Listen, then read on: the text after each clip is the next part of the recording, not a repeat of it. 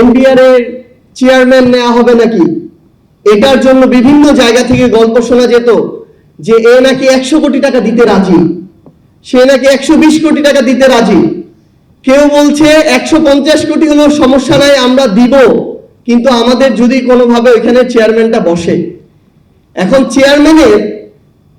যখন চেয়ারম্যান কে বসবে তার প্রোফাইল সম্পর্কে ওই দায়িত্বশীলরা জিজ্ঞাসা করে, তখন যিনি ওই চেয়ারম্যানের সুপারিশ করেন তিনি আবার বলেন ওই চেয়ারম্যান নাকি শতভাগ সৎ।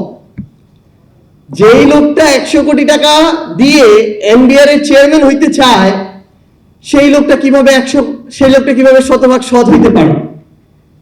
এবং পরবর্তীতে ওই লোকটার থেকে আবার বিভিন্ন মাধ্যমে দায়িত্বশীলদের কাছে উত্তর যায় যে সেই লোকটার 1 টাকা দেওয়ারও সামর্থ্য নাই, অন্য কিছু মানুষ 100 কোটি টাকা দিয়ে সেই লোকটা ভালো দেখে তাকে সেখানে বসাইতে চায়।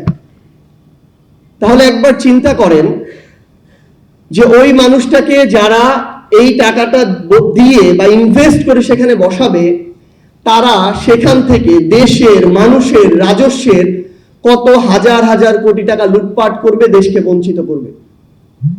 তো আমাদের এই ধরনের মধ্যবর্তী কিছু দালাল আছে, এই দালালদের থেকে দেশটাকে মুক্ত করাটা খুবই জরুরি।